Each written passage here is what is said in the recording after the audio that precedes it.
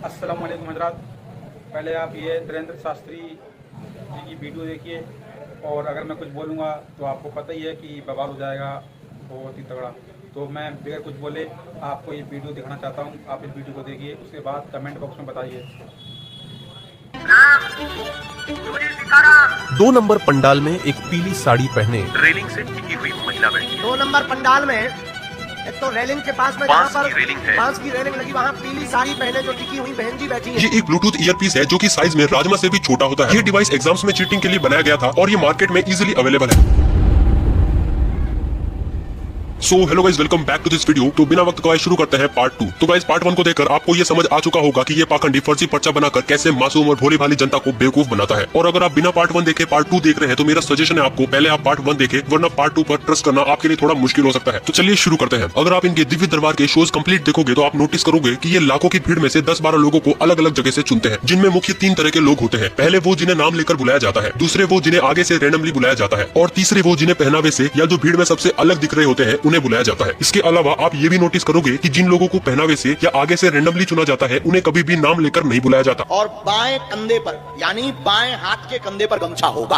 और बुलाएंगे भी कैसे जब तक नाम पता ना हो। ये सब मैंने आपको क्यों बताया, ये बात आपको आगे समझ आ जाएगी। तो बैक टू द पॉइंट, अगर आप धाम पर जा चुके हो तो आपको पता होगा कि वहाँ पर सिक्योरिटी के लिए PTZ 360 डिग्री CCTV कैमरास का यूज किया जाता है। जिन्हें नहीं पता उन्हें बता दूं, PTZ यानी कि pan, tilt and zoom high quality CCTV camera है जो कि 360 डिग्री कहीं भी घूम सकता है और 10x से लेकर 100x तक हाई क्वालिटी में जूम कर सकता है, यानी कि 10 मीटर से लेकर 1 किलोमीटर से ज्यादा दूर तक देख सकता है। और इसका कंट्रोल पैनल धाम में मौजूद कंट्रोल रूम में होता है। कंट्रोल रूम में बैठी उनकी टीम ऐसे लोगों को चुनती है जो भीड़ में से अलग दिख रहे होते हैं। हाँ, सिर पर सफेद तौलिया, काला बैग लिए हुए दाढ़ी वाले।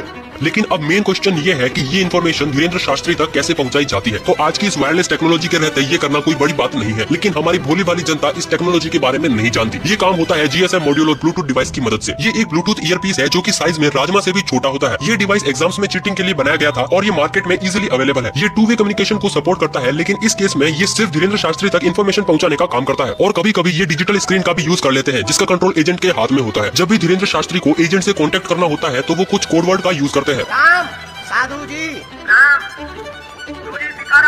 2 नंबर पंडाल में एक पीली साड़ी पहने रेलिंग से टिकी हुई महिला बैठी है। 2 नंबर पंडाल में एक तो रेलिंग के पास में जहाँ बांस पर की रेलिंग है। बांस की रेलिंग लगी, वहाँ पीली साड़ी पहने जो टिकी हुई बहन जी बैठी है। किसी को भीड़ में से सिर्फ उसके पहनावे के आधार पर बुलाना काफी ज्यादा कंफ्यूजिंग हो जाता है जब तक उसका नाम ना पता हो, क्योंकि बहुत सारे लोगों ने एक जैसे कलर के कपड़े पहने होते हैं। इसीलिए यही कारण है कि हमेशा भीड़ में से अलग दिखने वाले व्यक्ति को ही बुलाया जाता है, जैसे कि किसी ने सर पर तौलिया बांधा हो, काला चश्मा लगा रखा हो, या किसी ने हाथ में झंडा, नारियल, स्केच पकड़ा हो। हाँ, सिर पर सफेद तौलिया, दादा गुरुजी का चित्र लिए हुए विराजमान, गुलाबी रंग की शर्ट और सिर पर रूमाल बांधे। और जब तक एजेंट को कोई अलग इंसान नहीं मिलता तो ये आगे बैठे लोगों में से रैंडमली किसी को भी बुला लेते हैं।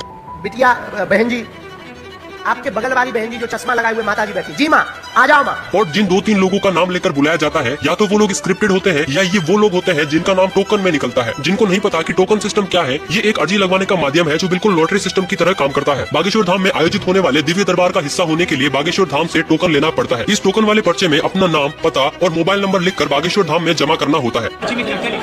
इसमें केवल नाम, नंबर पता होता है। फिर सभी लोगों के पर्चों को एक जगह इकट्ठा कर कन्याओं के हाथों से पर्चों को चुना जाता है और दिव्य दरबार से पहले एक लिस्ट जारी होती है और ऐसे लोगों को एक दिन पहले फोन करके सूचित किया जाता है। इसके बाद इन पर्चियों के नाम से हर व्यक्ति को फोन पहुंचेगा कार्यालय द्वारा, और जो तारीख उन्हें दी जाएगी उस तारीख पर उनका पर्चा बनाया जाएगा। अब बचा प्रेत दरबार का राज। तो मुझे नहीं लगता कि इसको राज कहेंगे। इस पर एक्सप्लेनेशन देकर मैं आपका और मेरा कीमती समय बर्बाद नहीं करना